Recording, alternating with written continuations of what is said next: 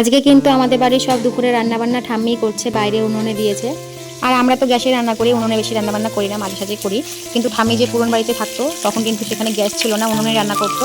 যার কারণে এই বাড়িতে আসার পরেও কিন্তু ঠাম্মি চুপ করে বসে নেই, এখানে এসেও পাতালতা সব কিছু ঝাড় দিয়ে শুকিয়েছে উনুনে রান্না করার জন্য মাঝে মধ্যে। তো এই যে রাজু আজকে উনুনে রান্না করছে পাতাগুলোকে শেষ করার জন্য আর বাড়ি পরিষ্কার রাখার জন্য। তো আজকে আমাদের বাড়িতে দুপুরের মেনুতে কি কি রান্না হচ্ছে তোমাদের দেখাই চলো। তো এই দেখো, এখানে আছে ডাঁটার শাক, এটা ভাজা হবে। এখানে আছে সর্ষে বাটা হবে।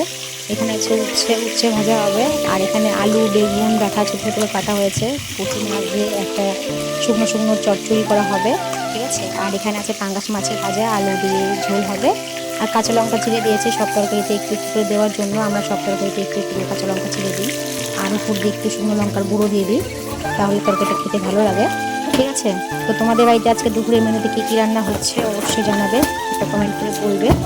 আর আমার ঠাম্মি এখানে দূরে দাঁড়িয়ে থেকে মাছ ভাজছে, কারণ তেল যাতে ছিটকে গায়ে না পড়ে, আগে বলেছি। তো চলো টাটা, বাই বাই।